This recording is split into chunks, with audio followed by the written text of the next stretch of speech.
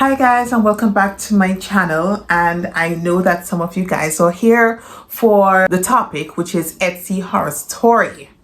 Guys, so basically I started out my journey, my passive income journey, and I told myself that I would start with, well, of course, my YouTube channel, but I'll also start with, Etsy, because a lot of persons are talking about print on demand, blah blah blah.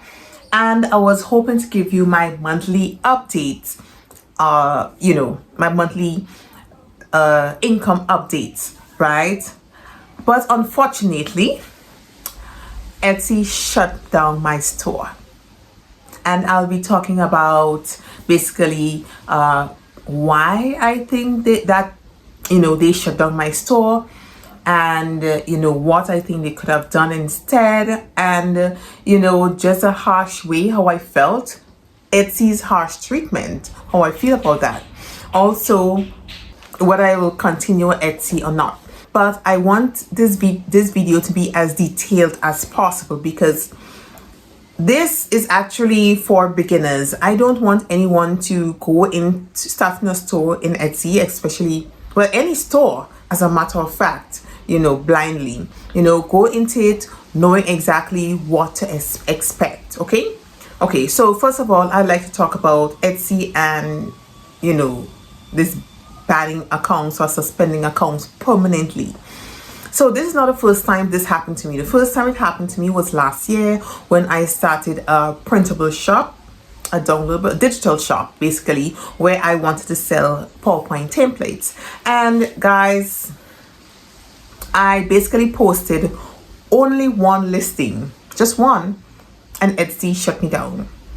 Just one listing, and it was a template that I basically created. Templates I created myself, and everything was pretty done myself, and it was only one template, one listing, and they shut me down.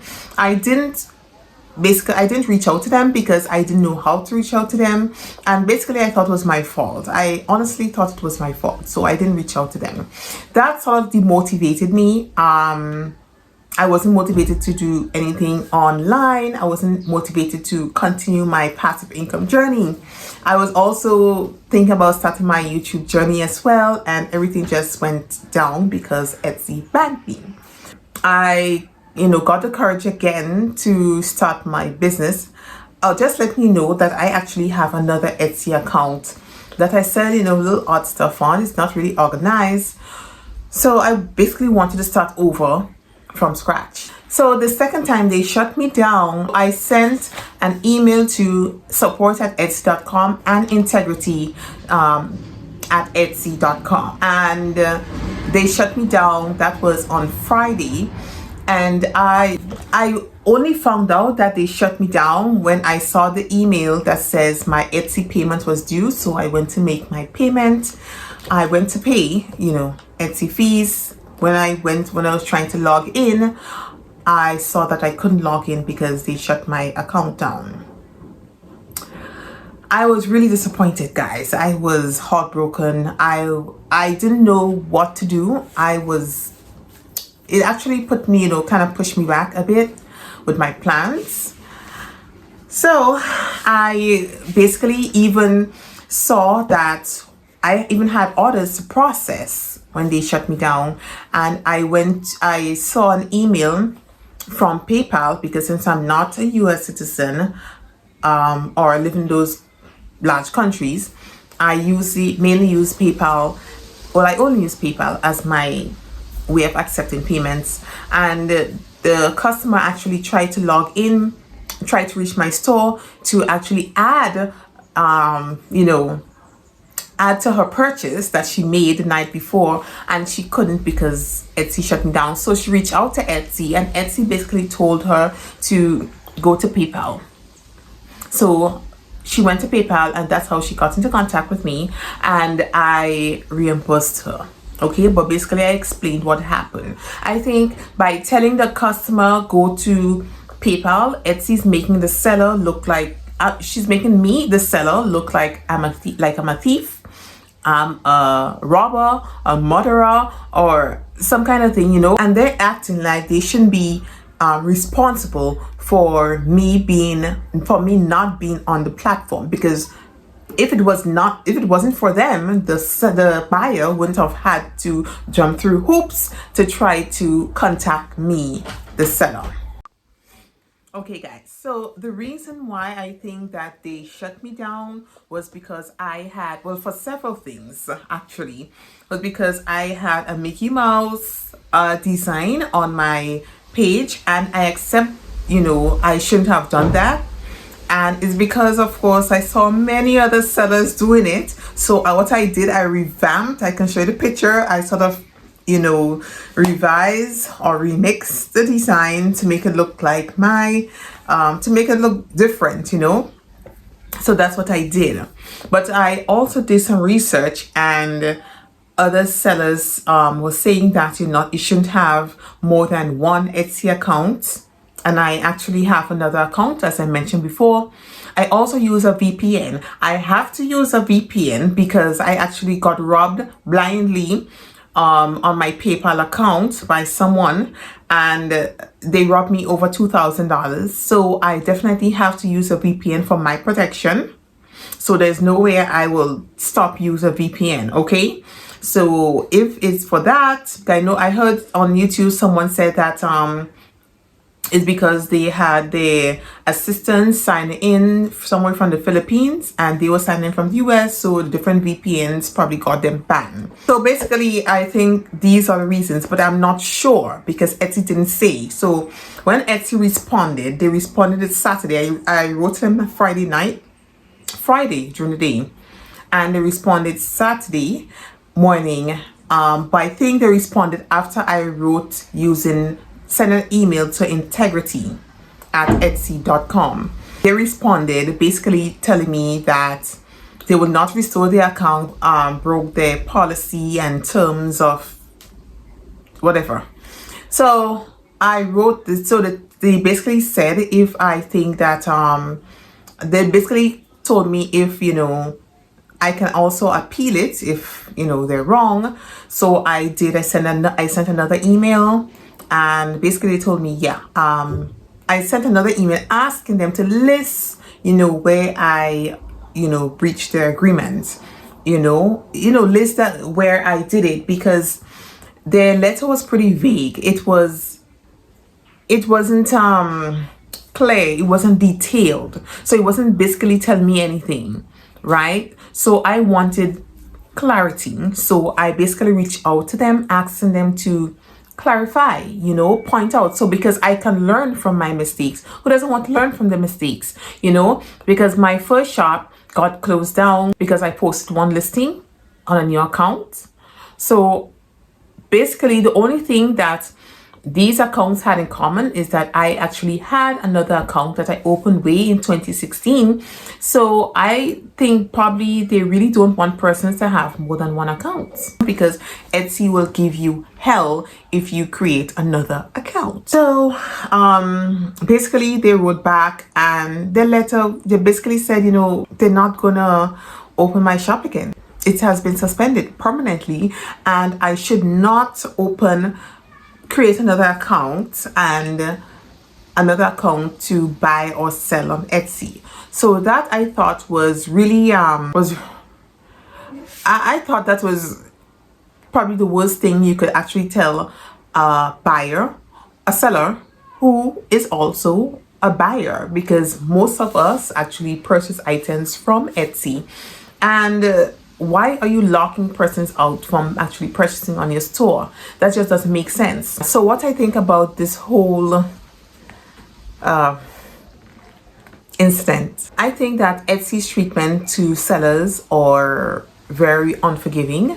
Their treatment to sellers are extremely harsh, right? They treat you like you're a murderer, a killer, a rapist. They give you that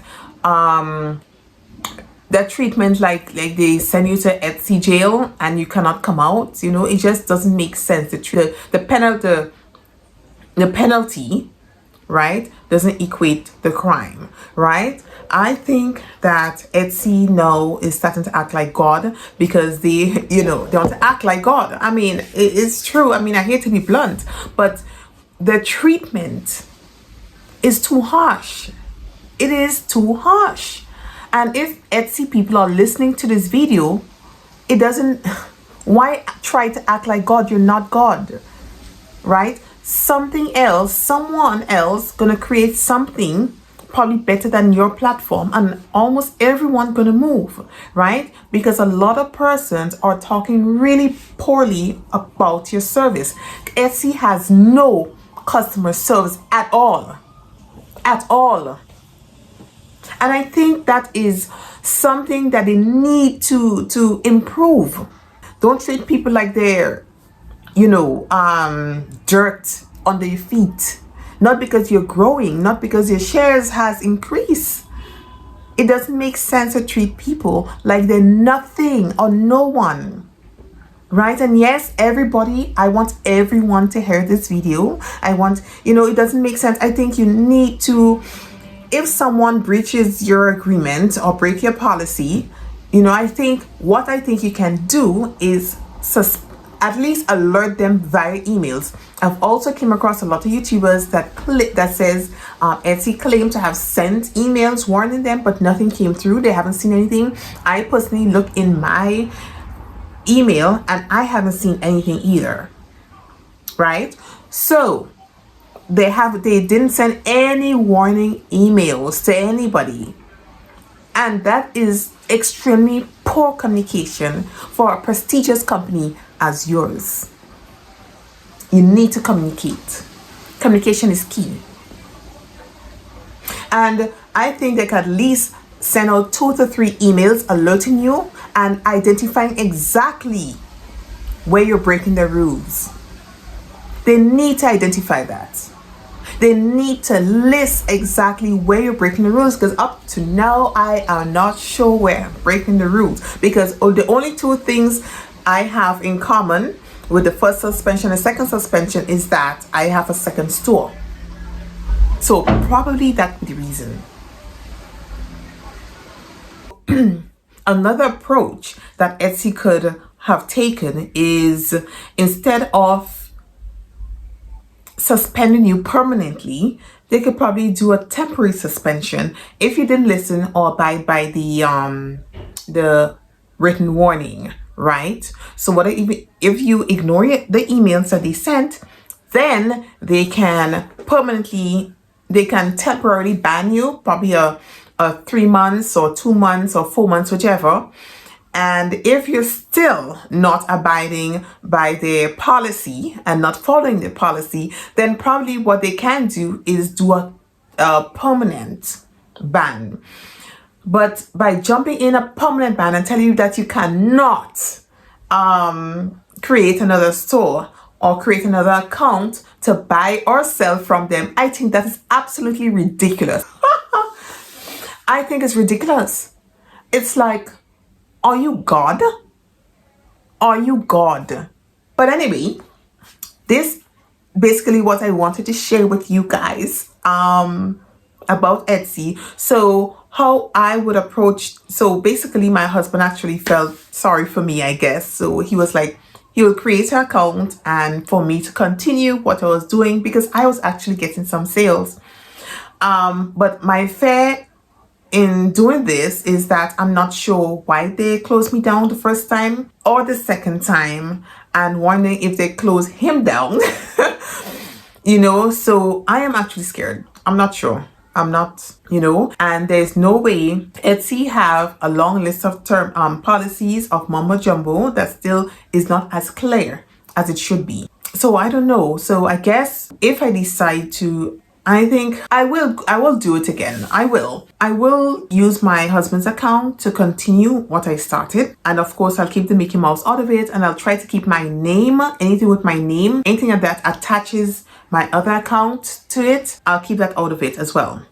So basically what I will do differently, I will approach this totally differently to how I approached the first time. I actually have a website where I sell jewelry. So what I will do is sort of make that into a general store and sell the same print-on-demand items that I am actually selling on Etsy, and lead persons from Etsy to my store. I think that will be a much better plan, safer plan for me.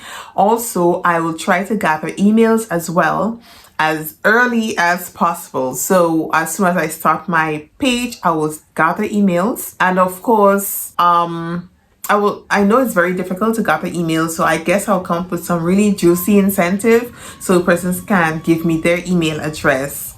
And so in case Etsy shut me down, I have, you know, a group of people I can email to. And this is something that new persons should also do. If you're starting on Etsy, or if you're already on Etsy, guys, you need to start an email list as soon as possible, or lead persons to your website, whichever, right? Because you know, when they purchase on the website, you'll automatically collect their email address. Don't put all your eggs in one basket. And that is what I did, because I started my passive income and I totally focused on Etsy and I forgot YouTube, you know. But no, I will be splitting my time evenly, because I really don't want to focus everything on Etsy, because you know, they can basically pull everything away from you. YouTube as well can pull everything away from you. It's just that with YouTube, you know, even though they decide to do that, I still have my videos. Yes, I can collect my email address, but I'm not ready for that phase as yet. I also have my website. So the website is yours. Nobody can take it from you. So if you actually have if you have extra money to spend, create a website, guys. Create a website, collect emails, collect your customer emails, because that is yours. And Etsy or YouTube or Instagram or Facebook or anybody else cannot take that away from you, okay? I have learned my lesson the hard way.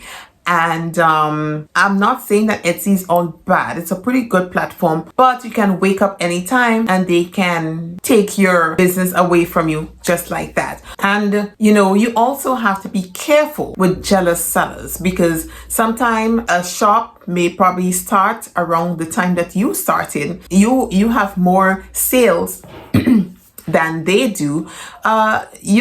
They can get jealous of you and they can report you with whatever, you know. They can say that you're stealing the artwork, you know. So they can say anything, and that can easily get your shop turned, you know, banned or permanently suspended by Etsy, who don't think, because Etsy don't have a brain to do any investigation. And another reason how I think Etsy is handling these suspension very poorly is because I don't think even though they say an actual human is looking at these shops, I don't think an actual human is actually looking or taking time to look at the shops. No, because all the emails that they send to me are pretty automated, you know, or templated emails, right? So even though they are taking time to look at the shops, probably they should put 2 lines in it where they actually detail where you are breaking the Etsy policies, okay? Right? So you guys, this is all I have to say about Etsy. That's my Etsy rant. And if you're new, please listen to this video before jumping into Etsy, okay? Okay, so until then, I wish you guys a blessed day. Bye.